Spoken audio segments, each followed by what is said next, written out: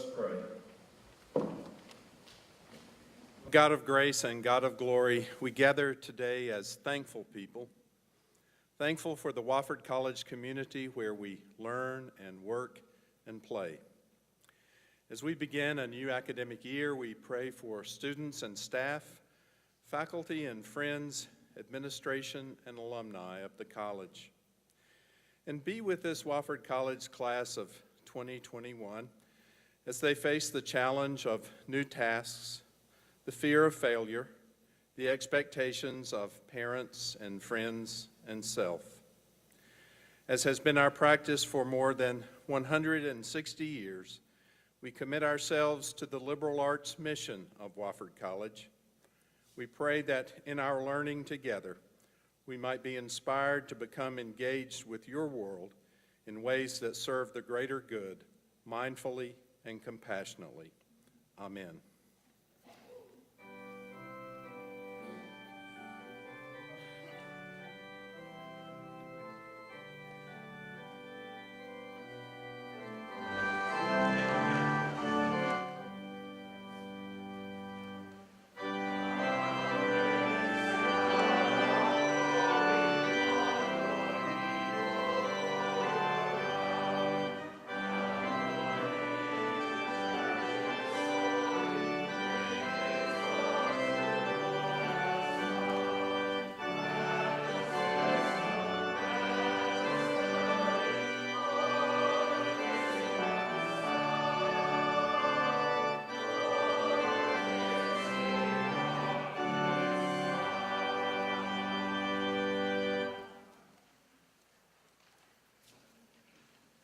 Please be seated.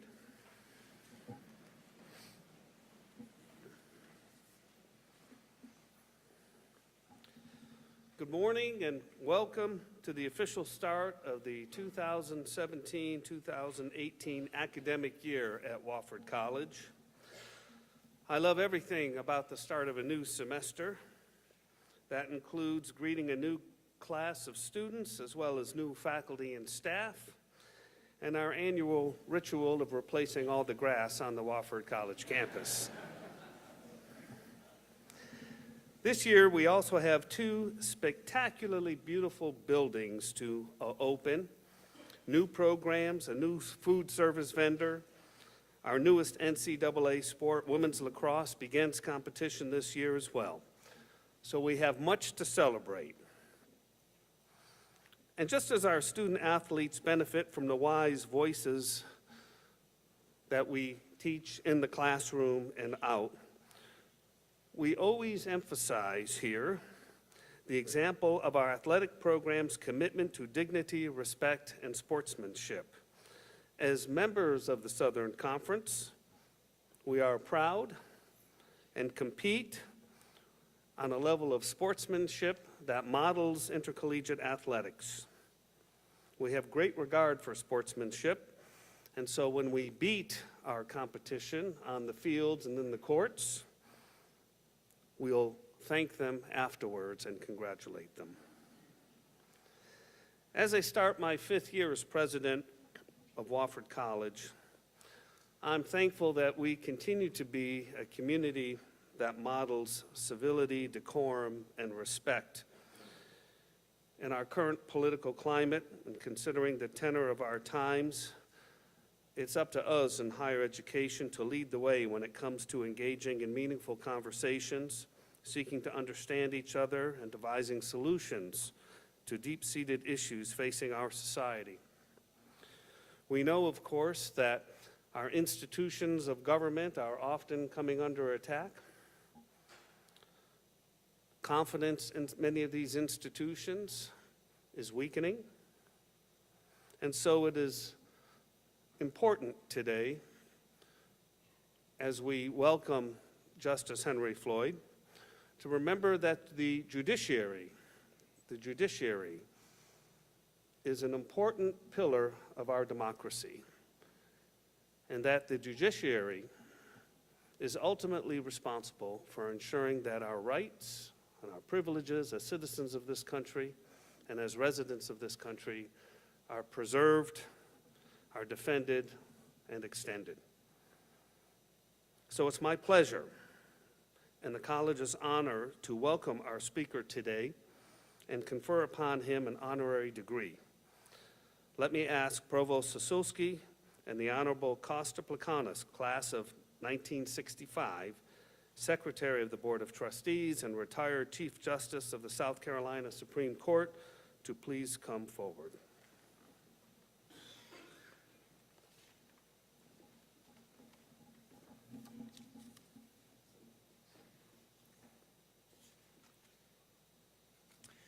Would the Honorable Henry Floyd please join us at the front of the stage? Thank you. Justice Henry Floyd, a 1970 Wofford graduate, has been splitting time between the courtroom and the classroom during the past year. Several days a week, he has left his gavel and robe at the U.S. Courthouse right here in Spartanburg and returned to Wofford, where he was the expert witness, or professor, really, in Dr. David Alvis's constitutional law class. Justice Floyd gave students a working view of the law in class and for years has welcomed them into his chambers during the college's pre-law interim. Wofford graduates have learned from him as interns and law clerks. A federal judge since 2003, Justice Floyd currently serves on the U.S. Court of Appeals for the Fourth Circuit. He is one of 3 Wofford graduates currently serving on the Court of Appeals, the second highest court in our nation. Justice Floyd was first appointed to the judiciary by President George Bush in 2003, and later to his current position by President Barack Obama. Being nominated by presidents of different parties and confirmed by enormous majorities in the U.S. Senate is extremely rare and is but one example of the respect Justice Floyd enjoys. He's penned the majority opinion on quite a number of significant and even controversial rulings, and Justice Floyd, please correct me if I'm wrong, to date, not a single one has been struck down by the U.S. Supreme Court.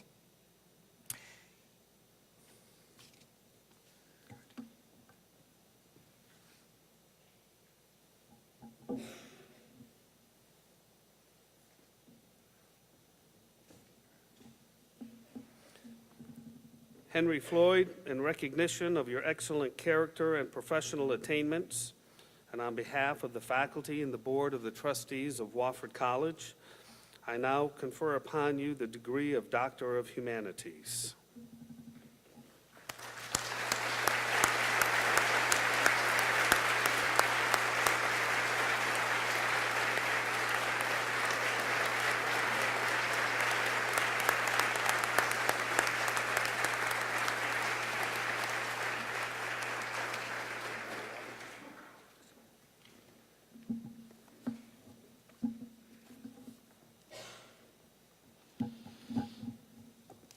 Good morning to all. Thank you, Dr. Samhat, the Provost, and my dear friend Costa Placanis for this great honor today. And I'm very, very honored and very humbled by the presentation of the honorary doctorate. It's really great for me to be back on campus to celebrate the beginning of a new year at my alma mater. Wofford College is truly a special place that I hold close to my heart. And it's a particularly wonderful time in which to be here at Wofford. Of course, last Saturday got us off to a good start. Doesn't matter whether it was 1 point or 100 points, we still won. And then, as Dr. Sam had alluded to a while ago, the beautiful Rosalind Salinger Richardson Center for the Arts has recently opened, and I hope all of you have an opportunity to go visit there. I certainly enjoyed the Churchill exhibit when it was there. And the construction on the Jerry Richardson Indoor Stadium will soon be completed. And I know that each of us will be looking forward to cheering on the Terriers in many exciting sporting events. Yes, it's certainly a good time to be a Terrier. And so when Dr. Sam had asked me to deliver the convocation address, I was delighted and honored. Of course, upon accepting the invitation, I had to sit down and ask myself, what is the real function of a convocation? What is the purpose of this gathering? Well, I think a convocation is about committing to the goals that we strive to accomplish in an academic year ahead. For many of us, the pledge is clear. The trustees and the administration pledge to lead and guide us into the next year with wisdom. The faculty pledges to impart their knowledge and to push students to learn and grow. And of course, we alumni pledge to donate lots and lots of money. Now, what about the students' pledge? I'd like to talk to you today about the upcoming, and for many of you, your ongoing experience here at Wofford. What is your purpose? What is your pledge for the new academic year? Simply put, my hope for you this year is that you spend your time at Wofford in a way that leads you to view the world a little differently than you will do at the end of the year. I challenge you to take advantage of your days here at Wofford by thinking critically and exploring new ideas. I invite you to take another step in the lifelong journey of asking yourself these questions. What do I know, and how do I know it? What do I believe, and why do I believe it? Do so while remembering the sage words of Muhammad Ali, who said that a man who views the world the same at 50 as he did at 20 has wasted 30 years of his life. A Wofford Terrier who takes these steps can look forward to a strong intellectual and set of values. These skills will serve you well for the rest of your life and allow you to make a real difference in the world around you. Now, with that said, I recognize that the charge of critical thinking is complicated by the unique historical moment that we find ourselves in.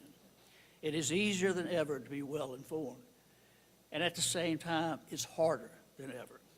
We are overloaded with a constant barrage of information, information from cable news to the social media, the veracity of which is often questionable at best. We're only a few clicks away on our smartphones from finding the precise day when classes were first held at Wofford College, August 1st, 1854. We're also just a few clicks away from an article containing what would appear to be conclusive proof that the moon landing was a fake.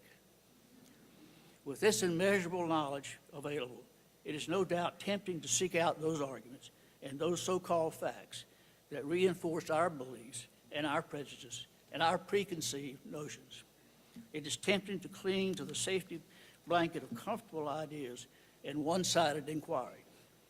It is all too easy to avoid intellectual challenge so as to never risk being wrong. And quite often when we do venture out and engage with different ideas from our own, we prefer to treat that interaction as an argument to win, not as a conversation from which we can learn. We listen only to prepare our rebuttal. We choose to give complicated issues the cable news treatment, distilling them down to simple two-sided debates, one of which is often a straw man that we created. Giving in to this temptation has real consequences. When we follow only liberal or conservative news outlets or get trapped in the social media echo chamber, we become less able to discern fact from spin, truth from lies. We become less willing to listen to anyone who challenges our beliefs. And when that happens, we stop talking to each other and we stop learning. But being a Wofford Terrier requires something more.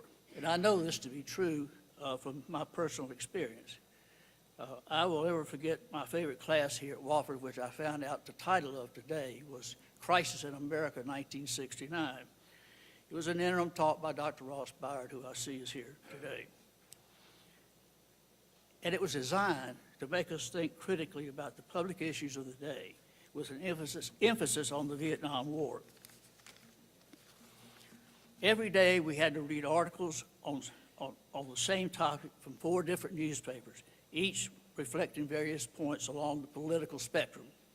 We read several books, such as William Fulbright's Arrogance of Power, all of which showcased different perspectives on the important topics of the day.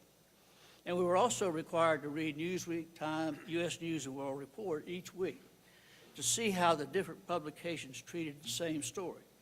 We quickly realized there are real differences in the way each magazine interpreted the very same facts. Then in our class discussions, we would vigorously debate the ideas that we came across in our readings. We didn't have to accept them, far from it, but we did have to wrap our mind around why we thought the argument was wrong and why we thought we were right. And Dr. Byard pushed us and demanded that we defend these positions. Also, as within any class here at Wofford, when I was here, there was a great emphasis on on developing reading and writing skills. And those skills have served me well as a lawyer, legislator, and judge. Fast forward to 2017, and Wofford's commitment to critical thinking has not wavered. Early this year, as Dr. Sam had indicated, I co-taught a class with Dr. David Alvis on constitutional law. In that class, in addition to reading the big cases on the subjects of free speech, religious freedom, equal protection, and the like, students got to analyze, dissect, defend, and take questions on those cases. Our students were even exposed to the Socratic method of teaching, which asked students to look beyond preconceived notions about a matter and instead to dig deeply to figure out what is really driving the outcome in the cases that we studied. In addition, each of our students were assigned to defend a side of the case before a moot court. Notably, the students didn't get to pick which side they were assigned, yet they were required to stand before the class and zealously argue their side of the case while taking questions from a panel of mock judges. This exercise always created spirited debate and fleshed out the merits and flaws of each side. And more often than you think, students would leave with a different idea about the case than they had coming in, and that's wonderful. Indeed, that's the process of learning.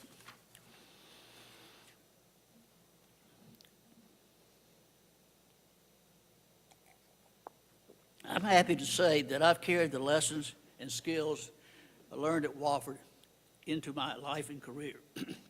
As Dr. Sam had mentioned a few minutes ago, I am a federal appellate judge. One thing about being a federal judge is that we are the only branch of the federal government that has to show the details of our work. We write an opinion, and we have to defend every position that we take. Deciding cases, in other words, who wins or who loses, that's the easy part. Justifying those decisions, laying out our reasoning, is far, far more difficult. What I've found is that the only way to do that well is to approach each case with an open and searching mind. By taking that approach as judges, we actually change our minds more often than you would think. I've had several cases, even in the last year, where a judge changed his or her mind after beginning the process of writing an opinion. On more than one occasion, the judges, we have read the briefs, we heard the parties' arguments, we had debated amongst ourselves and reached a preliminary decision about the outcome of the case. But once we started the process of writing, justifying our decision, one or more of us would change our minds. It turned out that our original instinct did not stand up to the exacting scrutiny of actually putting our reasoning down on paper. With the most difficult cases and the most challenging issues, I have learned that the right answer is found outside the passions of the moment. Some of the worst decisions we make, and I'm speaking as a human being and a judge, happen when we let fear guide our reasoning. We sometimes allow ourselves in times of crisis to compromise our values, abandon our rights, and only in hindsight do we recognize that it didn't make us any safer, and in the end, it didn't make us any better off. I can't talk about current cases such as the travel ban, for instance, but I can give you an example that might make my point. After the Japanese attack on Pearl Harbor in the midst of World War II, panic and fear were rampant. And born from this panic and fear were executive and military orders that called for the relocation of citizens, United States citizens, of Japanese ancestry into internment camps. Fred Karamatsu, one of the citizens affected by the orders, refused to leave his home. Karamatsu was convicted of a crime for that refusal, but he appealed all the way to the Supreme Court, arguing that the Japanese internment was unconstitutional. In a decision that history would come to judge quite harshly, a majority of the court affirmed Kawamatsu's conviction, citing interest of military necessity. Dissenting from the majority opinion, Justice Robert H. Jackson insisted that the conviction was unjust. In fact, he called out the majority for putting the constitutional stamp of approval on this insidious form of racial discrimination. With the benefit of hindsight, judges, legal scholars, and the American public have all come to reject the majority in Kawamatsu and to appreciate the clear-headedness exhibited by Justice Jackson, even in time of war. I've tried to maintain the similar clear-headedness during my judicial career. One of the most memorable cases I had as a federal trial judge was that of Jose Padilla. Padilla was a United States citizen who was arrested in Chicago in 2002 on suspicion of planning a dirty bomb attack. President Bush designated him as an enemy combatant, said he was not entitled to a trial, and had him transferred to a military prison in Charleston, South Carolina. Padilla challenged his detention, which presented the question of whether the President of the United States has the legal authority to subject United States citizens who are arrested in the United States to indefinite military detention. Now, you have to realize that this was shortly after 9/11, and people were afraid of another horrific attack. And after all, Mr. Padilla was an alleged member of Al-Qaeda who was accused of plotting a devastating act of terror. The president was doing what he thought was best to keep Americans safe, and that's not a concern to be cast aside lightly. But citizen Padilla was being held without any semblance of judicial process, and it was my task as a judge to apply the law and uphold the Constitution, regardless of the moment, regardless of the fears of the moment or the passions of the day. In order to do that, I had to call upon those skills that I developed at Wofford some 50 years ago. I set aside my preconceived notions, waded through the complex legal arguments, discarded those arguments that I believed were not supported by the law, ignored appeals to fear and anxiety, and finally acted upon my best judgment. Ultimately, I ruled that the law required the government either to charge Padilla with a crime and let the judicial process play out, or release him. In many quarters, it was an unpopular decision, one that was attacked by numerous people, including President Bush himself. I was even reversed by the Court of Appeals on which I now sit. Before the parties could complete the filing of their briefs in the Supreme Court, cooler heads prevailed, and the government eventually went ahead and charged Padilla with a crime, thereby avoiding a constitutional crisis. Personally, I've never regretted my decision in that case because I know it was a product of logic and critical thinking rather than fear and emotion. So how does all this apply to you? When you leave Wofford, you'll be going into diverse careers that will place unique demands on each of you. But regardless of the field in which you will work, today's world demands that we have the ability to distinguish fact from fiction, fake news from the truth, and between arguments based on fear and those based on reason. It doesn't matter whether you're arguing in front of the Supreme Court, editing a newspaper, or deciding whether to reply to a Facebook comment thread. The ability to think critically is an invaluable skill to have at your disposal. So my charge to you is this: take advantage of your opportunity to cultivate your critical thinking skills while here at Wofford. Examine, observe, and reflect. Challenge your ideas and your beliefs and your preconceived notions. Argue, but do so respectfully with an open mind. Be willing to be wrong about something. And in fact, I hope you're wrong about something this year. And afterwards, you'll be able to pick yourself up, dust yourself off, and be all the better for it. Be right about something and convince someone else.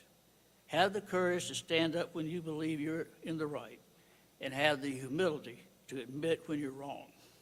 Don't be afraid to engage with uncomfortable ideas, because you don't have to accept them, but you'll be better off knowing why you think they're wrong.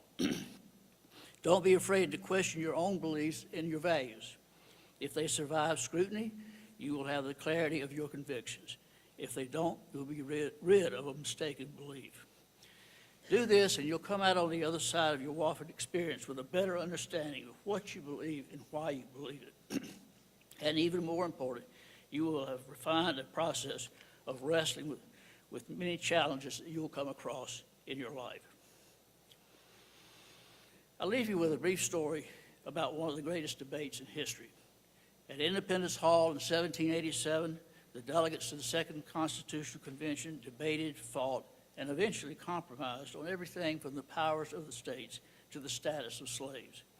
Some of the delegates left in protest. Other critics remained, and the opposition threatened to sink the Constitution's chances for ratification. But before the final vote was taken, the delegates heard a speech from aging Benjamin Franklin. He acknowledged his own misgivings about the proposed Constitution, but he urged each opponent to doubt a little of his own infallibility. As you go into this year, doubt a little of your own infallibility. Open your mind to new ideas. Look closely at them with the discerning eye of a Wofford Terrier. And above all else, as our alma mater dictates, conquer and prevail. Thank you.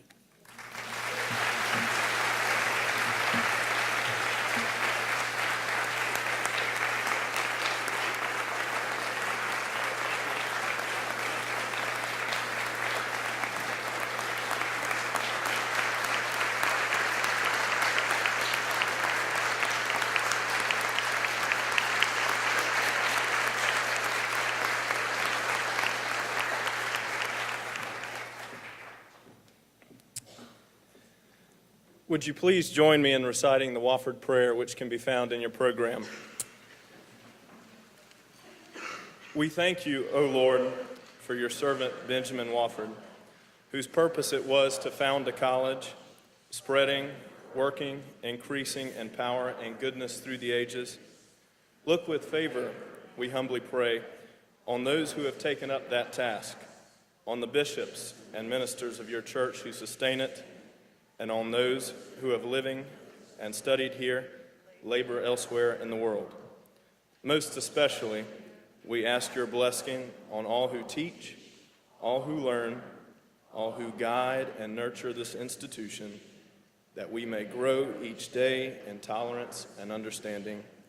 And we earnestly pray that you will ever renew Wofford College through the benefactions of those who love it. All this we ask in your holy name. Amen.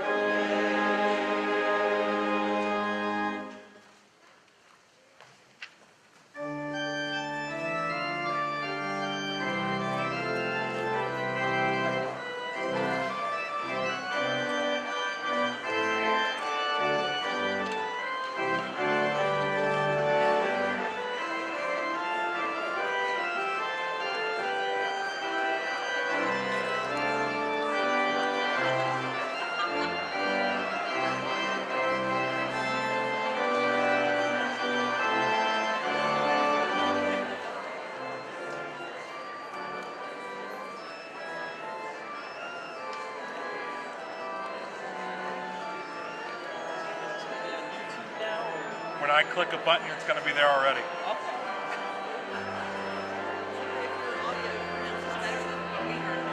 was.